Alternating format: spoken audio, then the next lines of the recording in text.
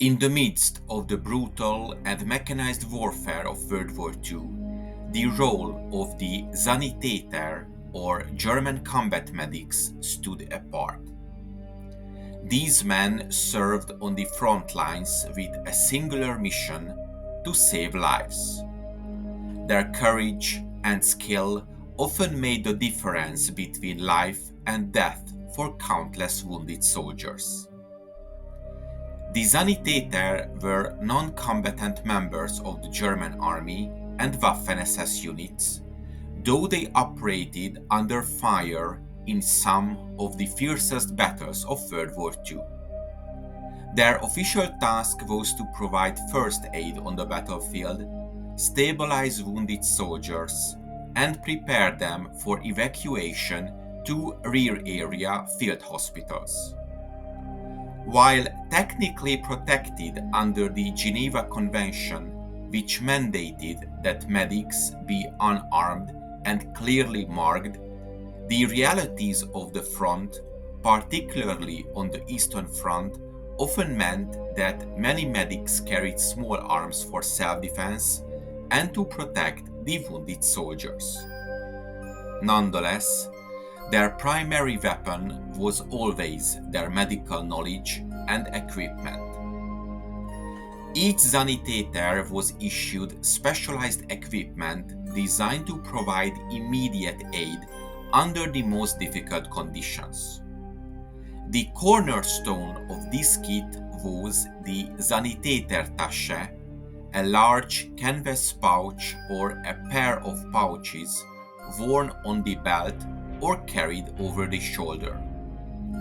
They typically contained was bandages, morphine ampoules for pain relief, tourniquets for stopping arterial bleeding, scissors and forceps, sterile gauze and cotton wool, splints for immobilizing broken limbs, and antiseptic powders.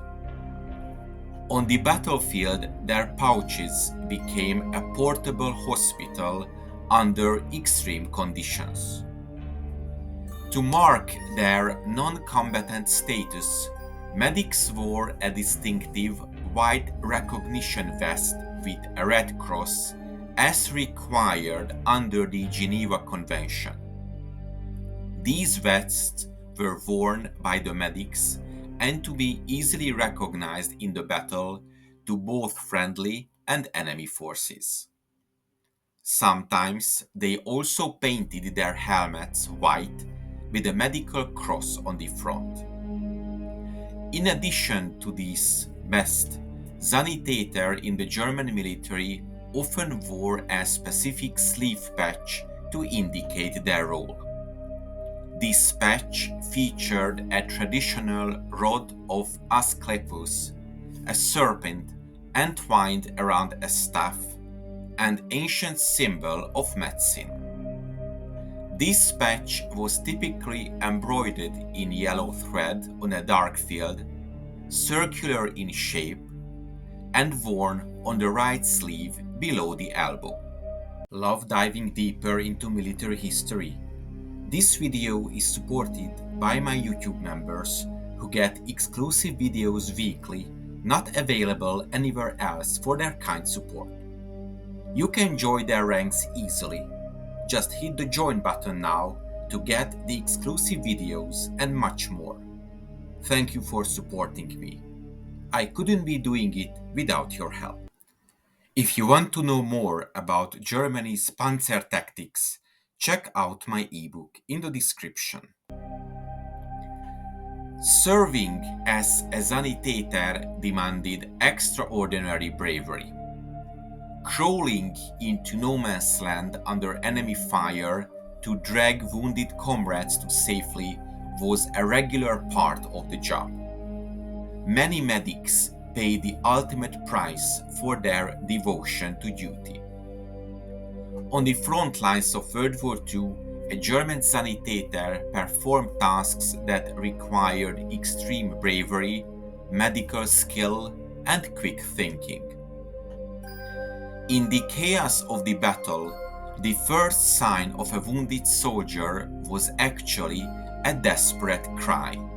Sanitäter, Sanitäter. Hearing this call, the medic would grab his Sanitätertasche and prepare to move, often under enemy fire. The medic would move low and fast, using shell holes, rubble, or terrain for cover. Smoke screens or artillery poses were sometimes used to mask his movement. In the worst cases, he had to crawl into the no man's land between friendly and enemy lines to reach a wounded man. Upon reaching a casualty, the Sanitäter would quickly assess the situation. Is the soldier alive? Is he breathing? Is he bleeding heavily? Immediate actions might include applying a tourniquet to stop arterial bleeding, packing a wound with bandages, administering morphine to relieve severe pain, immobilizing fractures with splints from the pouch or improvised materials such as rifle stocks, and staunching head wounds and preventing shock by keeping the soldier warm. Once stabilized, the next critical task was getting the wounded to safety. If possible, the medic would drag the soldier back by himself. If under heavy fire, he would mark the location for the stretcher teams. In many cases, the Sanitäter had to make split-second decisions whether to risk further trips under fire or wait for nightfall.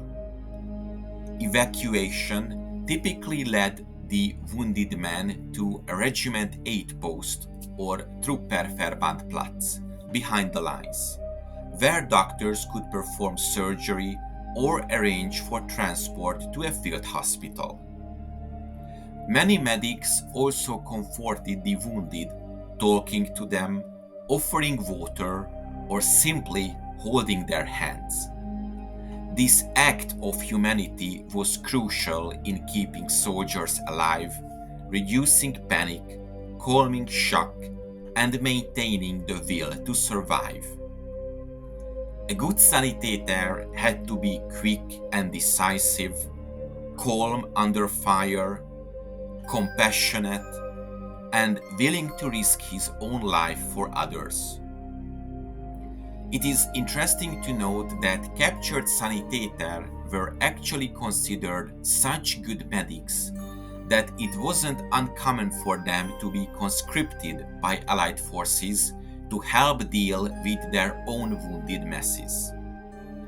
By this late point in the war, many German medics were conscripted medical students who just wanted to help people, and thus they were often willing to help whoever they could, regardless of their nation.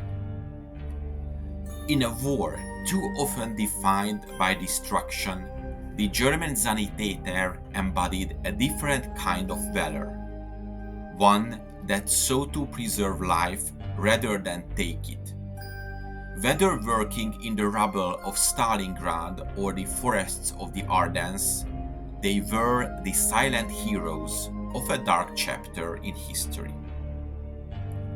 I hope you enjoyed this episode. If you want to support my channel, check out the PayPal donation link in the description or consider becoming a member. To make sure you don't miss my future work, subscribe to my channel please and press the bell notification button. Thank you for watching and see you in the next video.